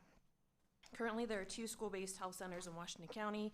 One is located at South Hagerstown High School, and the other is at Western Heights Middle School. The centers provide exams, prescriptions, immunizations, nutritional assessments, order lab work, and assist in management of chronic conditions. Meritus Health is the vendor contracted to provide these services. Funding in the amount of $10,019 is included in the award, in the award for the county administrative support. Are there any questions? Motion to approve. Second. Motion and second. Any further discussion? All those in favor signify by saying aye. Aye. Aye. Opposed? 4-0. Thank you. Thank you. Okay, approval and acceptance, Office of Problem Solving Courts discretionary grant. Kristen Grossnickel. Allison Hartshorn. Good morning. How are you all today? Good, how are you? Good. I'm Kristen Grossnickel, Circuit Court Administrator. And Allison Hartshorn, Grant Manager, Office of Grant Management. The Office of Problem Solving Courts discretionary grant is to assist with the operational expenses and services of the drug court program. These grant funds will be used to operate the adult drug court, which will provide supervision and access to services for court-involved, substance-dependent participants. The program will reduce substance using and criminal behavior while increasing positive community involvement and overall individual and family functioning. These grant funds will allow better access to justice and treatment services by assisting with transportation, providing frequent drug and alcohol monitoring, case management support services, educational and vocational access, and numerous other services. The awarded grant provides $195,000 for the drug court program. And the Office of Grant Management has reviewed the grant application. Matching funds are not required for this program. In the case that these anticipated grant funds are not awarded, the Circuit Court Drug Court would request that Washington County Commissioners cover the cost of wages and benefits for the coordinator's position. Other programs, services such as transportation, assistance, trainings, would be eliminated unless the local or state grant funds could be secured. Drug testing would be limited to the number of tests allowed by individual participants' insurance. So we're asking for approval for the acceptance of the grant funds in the amount of $195,000 for the Circuit Court Office of Problem Solving Courts discretionary grant. Are there any questions? I certainly support this. Just a question, the notation, the Circuit Court drug cost would, the Circuit Court Drug Court would request that the Washington County Commissioners cover the cost of wages and benefits for the coordinator's position. Is that money budgeted if that turns out to be the case? Well, the grant, the funding has actually been awarded for that position for this year. So it would just be that if in any future, then yes, that would have to be in our budget request. Okay. But it is approved for fiscal year 22. Understood. Thank you. You're welcome. Motion to approve. Second. Motion and second. Any further discussion? All those in favor signify by saying aye. Aye. Aye. Opposed? 4-0. Thank you. Thank you. Okay, request for the approval of drug court case manager position. Kristen Grossnickel and Jennifer Bricker. Welcome. All right, again, I'm Kristen Grossnickel, Circuit Court Administrator. Jennifer Bricker, Drug Court Coordinator. The Office of Problem Solving Courts discretionary grant has provided approval for funding for a part-time case manager for the adult drug court program. The case manager position, the case manager will be responsible for the facilitation of access to services and resources and the monitoring of progress toward goal attainment for the participants of the Circuit Court Drug Court program. The Human Resources Department has worked with the coordinator to create the drug court case manager job description. The case manager position would be a county position funded through the Office of Problem Solving Courts Drug Court Grant. The grant will currently cover the position equivalent to a grade 12, step 1 on the county salary scale at a maximum of 32 hours per week with no benefits. The grant funding may increase later for this position at a full-time salary with benefits based on the growth of the drug court program. The drug court case manager position would be grant funded through the Office of Problem Solving Courts through the Administrative Office of the Courts. Currently, if the county approves a salary increase for employees greater than that approved for state employees, the county pays the difference in salary that is not covered by the awarded grant. There would be no cost to the county at this time, but the only costs incurred by the county in the future would be if this practice continues. So today we're asking for approval of the drug court case manager position and for the position to be filled by appointment of the administrative judge of the circuit court. Are there any questions? Yeah, you had just stated that if this practice continues, then it would become an obligation for the county. So basically, the grant covers the salary each year, but if the county awards raises at a higher percentage than the state allows, then sometimes it might be 0.5%, 1%. The county pays that difference. So it doesn't say that it doesn't say that if the grant's ever eliminated, that the county has to pick it up. Right. Okay. No, if the grant is eliminated, this position would Gotcha. be eliminated. Okay. And that's just an unknown, because we don't know what the increases would be for Right. the county or for the state. Certainly. In future years, but. Yes, and so there's been some years that, the county has had an increase higher than the state, but then other years, the state does more. So then that actually goes back to offset the previous cost. Okay. Right. Okay, any other questions? Motion to approve? Motion to approve. Second. Motion and a second. Any further discussion? All those in favor signify by saying aye. Aye. Aye. Opposed? 4-0. Thank you very much. Thank you. Thank you. Bid award, grounds maintenance for various county departments. Brandy Noggle, John Easterday, George Schweitzer, and Mr. Schweitzer is the assistant superintendent at the Blackrock Golf Course. Good morning. How are you all today? Good morning. Brandy Noggle, buyer in the purchasing department. George Schweitzer, Assistant Superintendent, Blackrock Golf Course. The recommendation I have for you this morning is the bid award PUR 1499 for grounds maintenance chemicals for various county departments. Move to award the contract to the responsible companies with the responsible lowest bid as per the specs on the items, and it is attached in the bid summary. There were tie bids for 5 of the items 13, 20, 27, 28, and 35. Therefore, it is required that the chemicals be awarded based on a drawing in lots in public session per section 2.9 of the purchasing policy. Bids were accepted on May 5th, 2021. The invitation to bid was advertised on the eMaryland Marketplace, that is a state website, as well as the county's website and the local newspaper. 15 companies downloaded the document. We did receive 4 bids, one of which was non-responsive. This contract is for a period of 1 term, tentatively to start July 1st of 2021, ending June 30th of 2022. And with that, if I could ask 5 of you guys, if I hand you a bag, if you'll draw one Bring it on. out of each. Okay. Randy can draw mine. Let him draw 2. Oh, you're giving 5 bags. I never win anything. I still want Willa. Okay. The old lot system. Give Mr. Right. Give Mr. We used to Downey do it one. under basketball. I guess we have to do it under this way, with COVID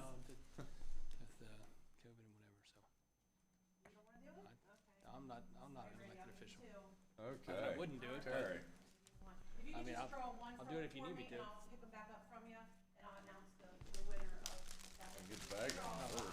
I'll do it if they want me to. Hopefully one of those 2 bags is the bag with your name in it there, Mr. Wagner. Yeah, it doesn't say Randy, right? Envelope would be nutrient ag.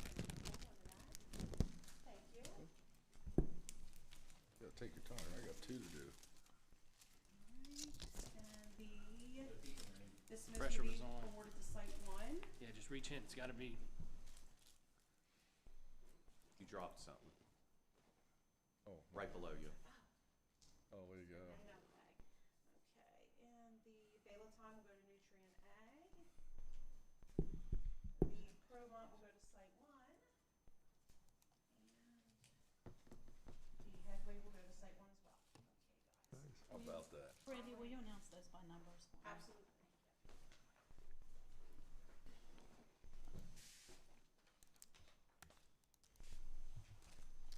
Okay, again, for record, we have Headway, which was item number 13, will go to site 1. Item number 20, which was the Provant, will go to site 1. Item number 27, which was the Balaton, will go to Nutrient Ag. Item number 28, which was the Dismiss, will go to Site 1. And item 35, which was the Emerald, will go to Nutrient Ag. And other than that, we asked to award the chemicals as stated on the lowest price on the bid tab. Motion to approve. Okay, a motion, a second for the recommended motion. Any further discussion? All those in favor signify by saying aye. Aye. Aye. Opposed? 4-0. Thank you. Thank you. Thank you. Great job. Thank you.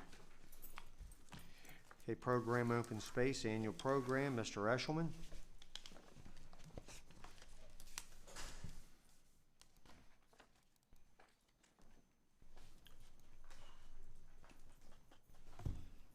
Good morning, Commissioners. Good Andrew morning. Eshelman, Director of Public Works, here before you to present the FY22 Program Open Space Annual Program.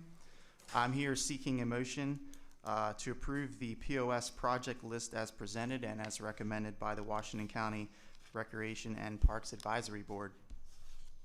As per Program Open Space guidelines, each year the Board of County Commissioners is required to adopt the annual POS program. I send out notices in October to the various municipalities, the Board of Education, Hagerstown Community College, as well as the county. We all submit projects for consideration for inclusion in the annual POS program. Based upon anticipated available funds, a program is developed that gives consideration to county parks and recreation priorities, the community benefit, and the priority ranking of the project sponsor. The Recreation and Parks Advisory Board voted unanimously at its May 6th meeting to recommend the proposed schedule to the Board of County Commissioners for adoption. After the adoption by the Board of Commissioners, notification will be provided to each of the sponsors as to the projects that have been included in the program along with their approval letters. This then allows the program sponsors to apply for funding to Maryland Department of Natural Resources after July 1st. This year, Washington County will receive $1,131,771 in FY22 program open space funds. Since Washington County has met its local park acquisition goal in the current approved land preservation parks and recreation plan, 25% of this apportionment must be used for acquisition projects, while the remaining 75% may be used for acquisition or park development projects. The acquisition projects are eligible for 100% POS reimbursement, while development projects require a minimum 10% local funding match. As of May 1st, the county has an unencumbered POS balance of $728,562. If you'll look in your information packet, there's an overview of the projects proposed to be funded, and the two columns there, either the green for acquisition funds and the blue is the amount of actual POS funds that is being recommended. I will say this year we have a very diverse project list in terms of the types of projects as well as the location. We've had some applicants from some small towns that haven't submitted in a while. So overall, I think it's a very strong project list, and I think it'll do a lot of positive things for the community. Lots of different types of uses and user groups that will be able to receive benefit from these projects. So if there's any specific questions related to the projects on this list, I'll be happy to answer those or provide more information. I have a quick question. Yes. Blackrock, Clubhouse renovations. Yes. I see in the second column there, 23,000. Is that 22,000 that we just approved in the budget? Yes. So that would be the county's matching portion that goes along towards the state portion to do the entire project. Okay. Yes. So on the county's project list, those projects are all included in the CIP budget that was approved. We more or less mirror those. So you'll see those projects listed. There's actually two more, I think, are on our CIP that aren't POS funded, but our list kind of mirrors that process. With the Blackrock Clubhouse renovations, is Blackrock doing any kind of fundraising to help pay for that? I mean, separate fundraising meaning... Other than the subsidy that we give. Not specific to like a capital campaign, if that's what you mean. I mean, we do all kinds of, PR events, and obviously our money comes from the county, so I don't know if we have something specific to that. We have the Chamber Bash event that we're planning for here in June. Didn't we have something last year in the evening, a band and? Yeah, those are tournaments that we sponsor. So from time to time, Blackrock actually sponsors and we run tournaments, and so we did that, prior to COVID for a big event. We had a band and things brought in, but money generated from that goes into the operating budget, not the capital. Right, so I don't think, and correct me if I'm wrong, but I don't think we do any kind of fundraising events for capital projects at Blackrock, or we haven't. No, we haven't in the past. But you're right. I mean, that money goes into operations, not to capital. So that money is just in our CIP to do that. I just have one other comment. It's nice to see your number one project on there is the Hangborn. Wait a minute, let me put my reading glasses. The Fairgrounds Park, Skate Park. Yeah. Oh, yeah. I got to meet with Rodney Tissue and the two guys that were kind of heading that charge, and so it'll be nice to see that. Yes, I would say the project numbers is to correspond the exhibits that are in your packet. That was Hagerstown's number one project that they had as their priority list. So they are listed more or less in alphabetical order and in order of priorities that they recommended. So if you look at the request sheet, there's a separate sheet in here where you can see the total requests that were received. It lists what the applicant's priority was, and that was the city's number one priority that they had in their project requests. I'd motion to approve. Second.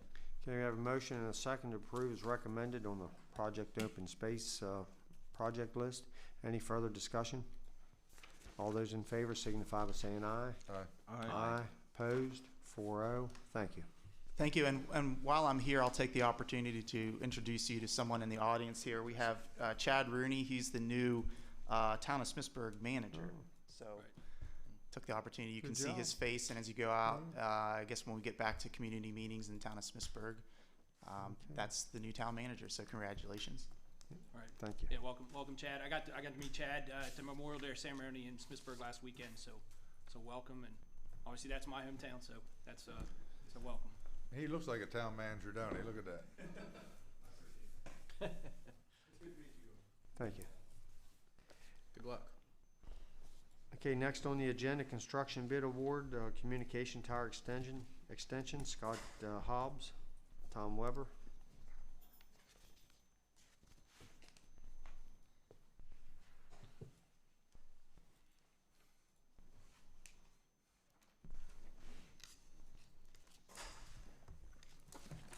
Good morning, Commissioners. My name is Tom Weber. I'm the new Deputy Director of Wireless Communications for Washington County. Nice to meet you this morning.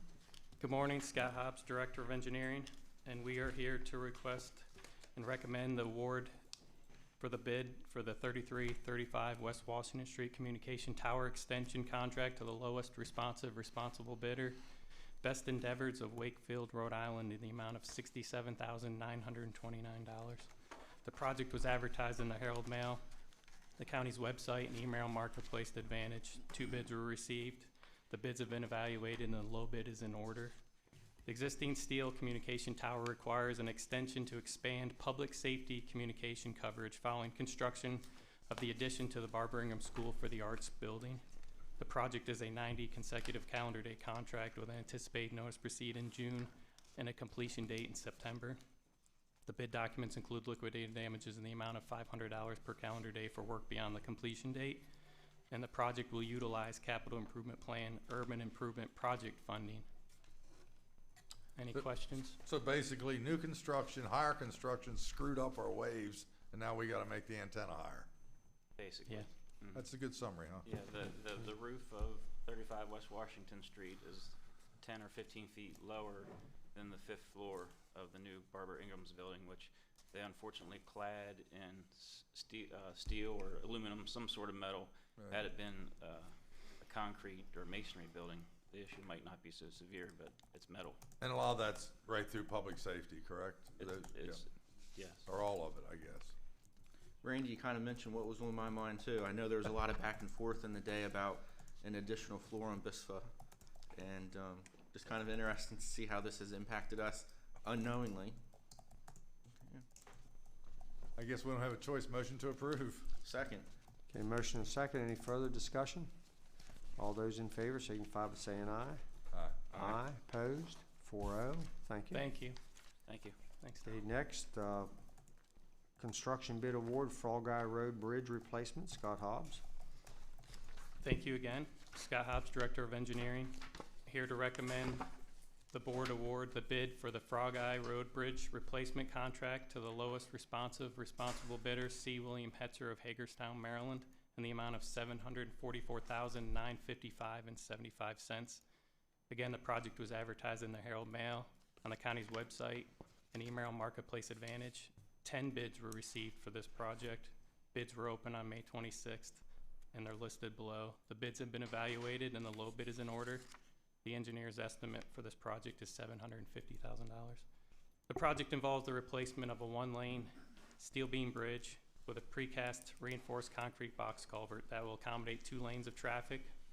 Construction will involve placement of cast-in-place concrete end walls, asphalt paving, and traffic barrier installation. The project is 180 consecutive calendar day contract with an anticipated notice to proceed in June and a completion date in December. This project also has liquidated damages in the amount of $500 per calendar day for work beyond that date.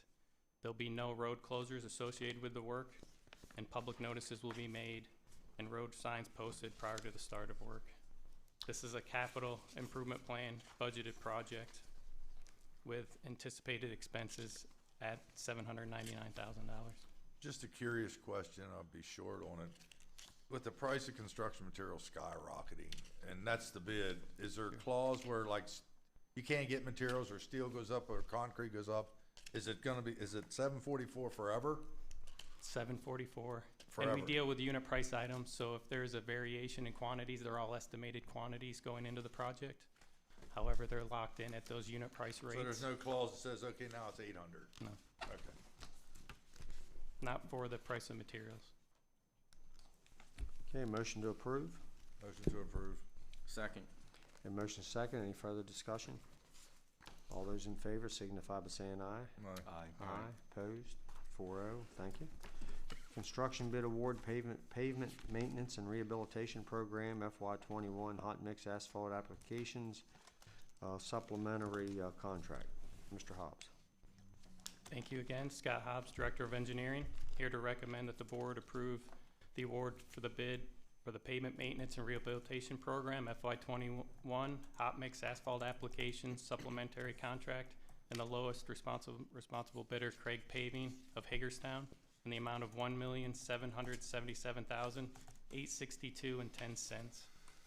Project was advertised in the Herald Mail, on the county's website, and Email Marketplace Advantage. 2 bids were received on this project. The bids have been evaluated, and the low bid is in order. The engineer's estimate is $1.8 million. The pavement maintenance and rehabilitation program for hot mix asphalt applications involves pavement preservation, repair, and rehabilitation. Contract covers 10 miles of paving involving super pave hot mix asphalt overlays, patching, full depth reclamation, and permanent pavement markings. The contract follows standard State Highway Administration provisions for monthly asphalt price adjustments. The project is a 125 consecutive calendar day contract with the anticipated notice to proceed in July and a completion date in November of 2021. Bid documents also include liquidated damages in the amount of $500 per calendar day for work beyond the completion date. Motorists may experience some minor delays as a result of lane closures, but there are no major road closures associated with this work. Public notices will be made and roadwork signs posted prior to the start of work, and the road list will be posted on the county's website along with the maps that show the areas that we're in. This is a budgeted capital improvement plan project that received a budget adjustment in February 2nd, 2021. Total expenses for this project are $2,077,000. Any Thank you. questions? A motion to approve? Motion to approve? Motion. to approve. Second. Have a motion and a second on the floor. Any further discussion? All those in favor signify by saying aye. Aye. Aye. Opposed? 4-0. Thank you. Thank you so much. Thank you, Mr. Hobbs. Next on the agenda, contract award, PUR 1498, stop loss insurance coverage. Brandy Noggle, Larry Etchison.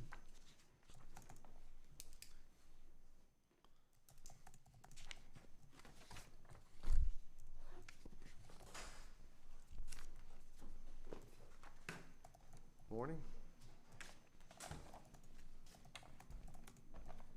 Back, brought the troops with me. Yeah. Brandy Nagelmeyer in the purchasing department. Larry Atchison, Director of Human Resources. Steve Dillman with CBIZ Insurance. The last recommendation I have for you this morning is contract award PUR 1498, stop loss insurance coverage. Motion to award the contract for stop loss insurance to the responsible proposer, Highmark of Pittsburgh, Pennsylvania, who submitted total annual premium for option 2 in the amount of $951,035.04, with a specific stop loss of $175,000 per claimant. The request for proposal was advertised on the state of Maryland's e-Maryland Marketplace, the county's website, and the local newspaper. A direct notice was sent to 9 potential providers for this service. Proposals were received April 23rd, 2021. 6 companies provided quotes for this. With that, I'm going to turn the floor over to Steve Dillman with CBIZ. So I think many of you will recall we go through this process every year. It's the last piece of the renewal process of the benefit program for the county. And this just pays for catastrophic claims that are over $175,000. We bid it every year, and because it, to a large extent, it is somewhat of a commodity. We've been with Sun Life for quite a few years. We bid it this year, and Highmark came in, as you can see, for the same contractual terms, about $35,000 less, or a savings of $35,000 from what the county's paying today. So that was the recommendation to move to Highmark. Thank you.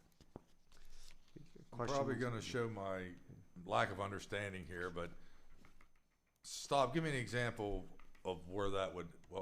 Give me an example of a scenario where that would happen. I just don't quite understand it. So the county's plan is self-funded. So the county technically is paying their own claims now. Right.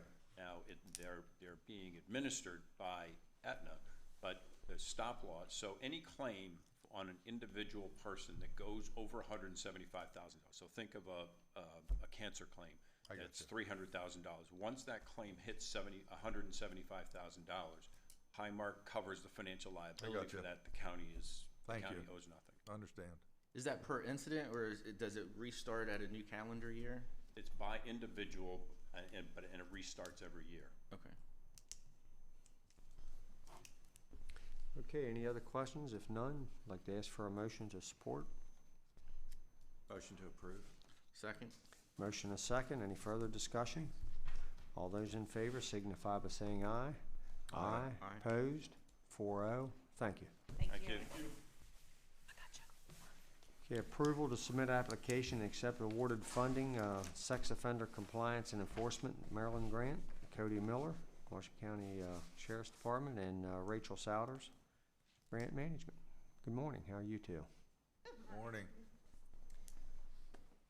I'm Rachel Souders, Senior Grant Manager in the Office of Grant Management. I have with me Cody Miller, the Quartermaster and Grants Manager for the Washington County Sheriff's Office. I am here to seek approval to submit the grant application for the fiscal year 22 Sex Offender Compliance and Enforcement Maryland Grant to the Governor's Office of Crime Prevention, Youth and Victim Services in the amount of $30,348 and to accept funding as awarded. The Washington County Sheriff's Office plans to utilize the funding provided to fund the salaries of 2 part-time civilian employees who assist the sex offender registrar with the registration and re-registration of sex offenders, while also conducting compliance checks of employment and home addresses. The Office of Grant Management has reviewed the grant funding guidelines. Matching funds or in-kind support is not required for this program. The grant is annually recurring, and there are no unusual conditions or requirements attached to the acceptance of the grant. If awarded, the grant reduces costs associated with the sex offender registration program by $30,348. If funding was lost, the sheriff's office would work on a budget proposal for the commissioners to either hire one additional full-time employee or to try to maintain the 2 part-time positions. Deputies may possibly be used to verify address checks while the registrar continued with the registrations and re-registrations. Does anyone have any questions? Motion to approve. Okay, we have a motion to approve. Need a second? Second. Motion and a second. Any further discussion? All those in favor signify by saying aye. Aye. Aye. Opposed? 4-0. Thank you very much. Have a good day. Thank you. Have a good day. Yep, Thank you. Good day. Okay, I believe I covered everything on the agenda. Did I miss anything? Yeah, we still got stuff. Why, that's coming up. 11 o'clock. Yeah, we're back on schedule. Since we have a minute, can I make a motion?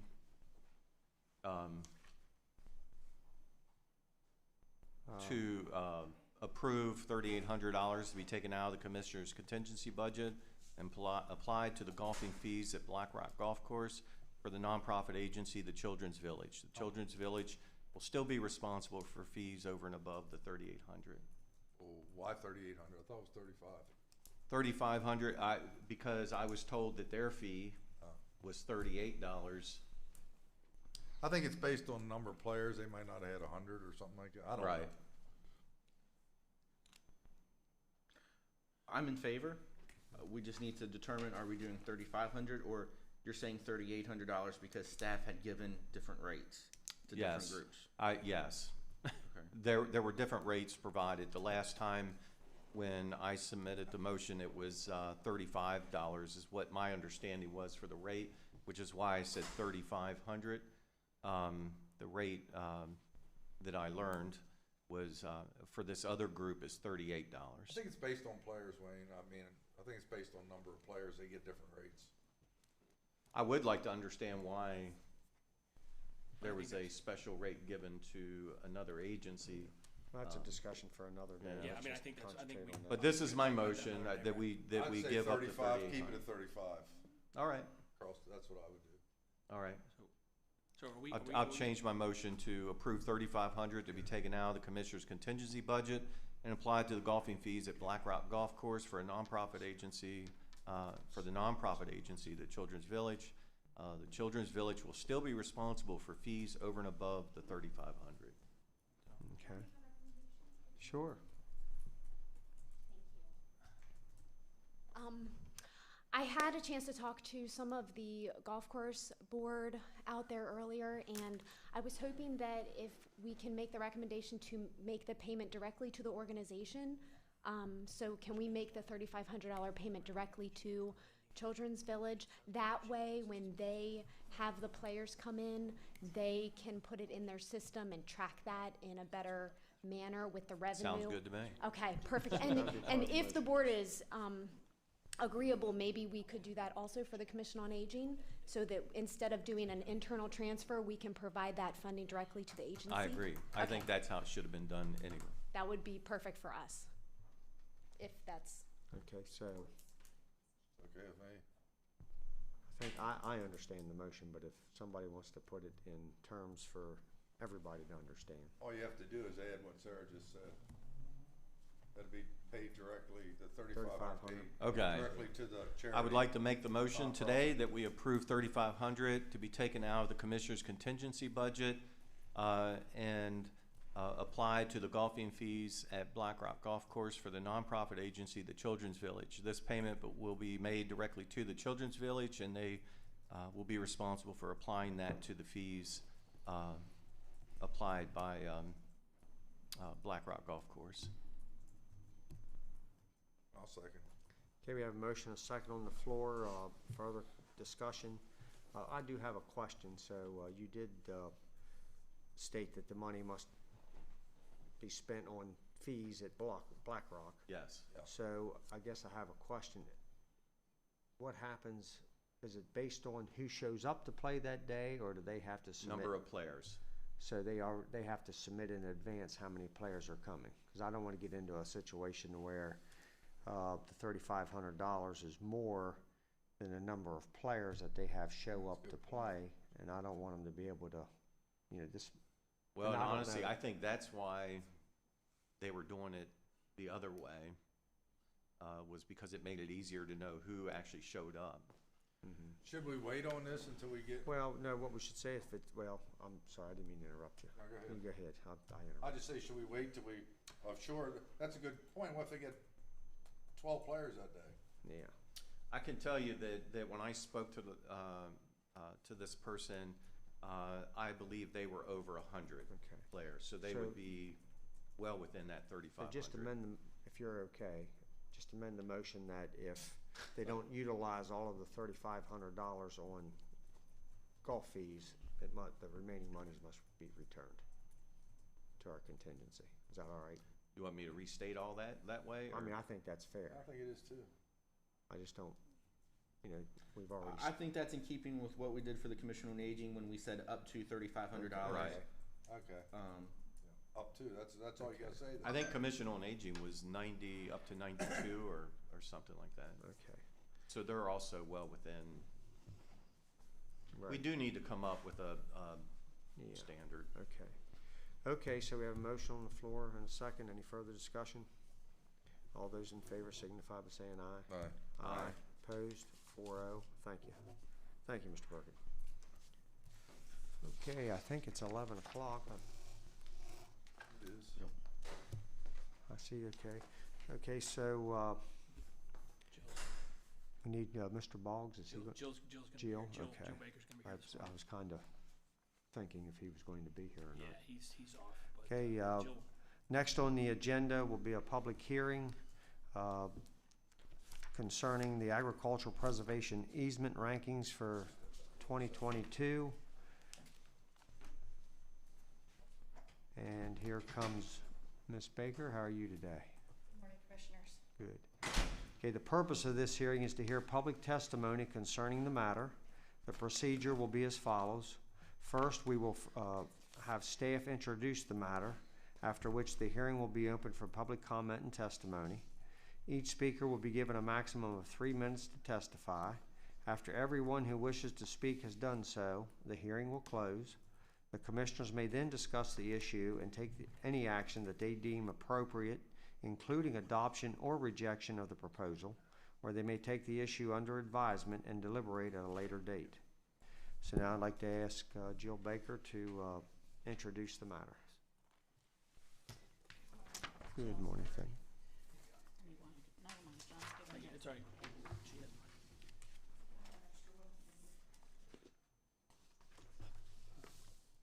You good? You need that? You keep. Yep. Good morning, Commissioners. My name is Jill Baker. I'm the Director of the Department of Planning and Zoning. Chris was unable to attend today due to a death in the family, so I'll be filling in for him. As stated, this is a public hearing to review the priority ranking of the Maryland Agricultural Land Preservation Foundation applications that have been submitted for FY 2022. The purchase of these easements through the MALP program is the largest part of Washington County's rural preservation strategy. These applications are ranked by the Washington County Land Preservation Advisory Board. And that is done through a priority ranking formula that was attached as part of your agenda packet today. We consider those, review those, rank those, and then the top 12 applications are forwarded to MALP for review and ultimate funding. Not all 12 obviously will be funded. It's however much money we get, and then we take the top and keep going down until we expend all of our money. We have provided to you today that priority ranking.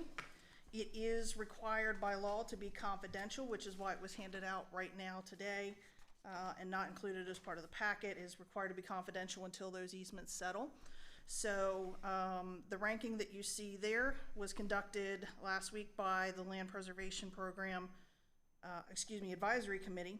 And we are seeking today approval, well, I guess not approval, we're seeking public input on the ranking and commissioners' approval and to submit those top 12 applications. To date, we have preserved approximately 35,700 acres out of our 50,000 acre goal. And this will just continue to add to that. I have nothing further to add at this point. I'm happy to answer any questions that you may have. Okay, I can tell well, you. First, we need to open it up for public comment. Oh, okay. Well, Sorry, yeah, I'm sorry. Since the building's still closed, we're gonna have to leave the record open and public comment can be given through the clerk's office. And I'll ask Krista to put that contact information on the record. Comments will be accepted through the 4:30 on next Monday, June 14th. Right, and this will be the last week, obviously, for that, because next week the buildings will be open and everyone can come and comment in any public hearing that we have, so. Have any comments been received to date? No, sir, there have not. But it hasn't been released yet, has it? This does not, the ranking itself does not get released. The people may come in and comment on the ranking formula itself, and they may comment on, you know, maybe they feel like they have a quality project and want to come in and sell it to you or something, but we're not allowed to release the formal ranking 1 through 12. We can tell people who applied, but not what the ranking is. Yeah, I'm on that board also, and I tell you, I was with them last week when they ranked these, and I mean, I'm just there because everybody on that board knows these farms. It's amazing to me. They've been on the farms, they farmed the farms, they know how many wells or streams or buildings. The ranking's pretty inclusive of, you know, how well is it being managed and a lot of other things. And these guys know that. I don't know. So I'm very confident in their process. So I just wanted to pass that on because it's not just a bunch of citizens who've never been on a farm. These guys know what they're doing. Yep, that's good to know. Yeah. Okay, so now, any other comments? Randy, you have anything No, else? I'm good. So that's what you were gonna comment on? That was it, yeah. Okay. Just wanted for information. Okay, so the record will remain open. And do the commissioners have any questions, comments? Can I just comment on the citizen comment? Mm-hmm. Any citizens wishing to make comment on the matter can submit their request to khart@washco-md.net, or you may phone 240-313-2204 up until, like the county attorney said, 4:30 on June 14th. Thank you there for that information. Okay, the public hearing is now concluded. Last chance for commissioner comments. Thank you. Thank you, commissioners. Good job. Thank you, Joe. So now I need a motion to go into closed session for reasons stated. Motion to go into closed session. Second. Motion is second. Any further discussion? All those in favor signify by saying aye. Aye. Aye. Opposed? 4-0. Thank you.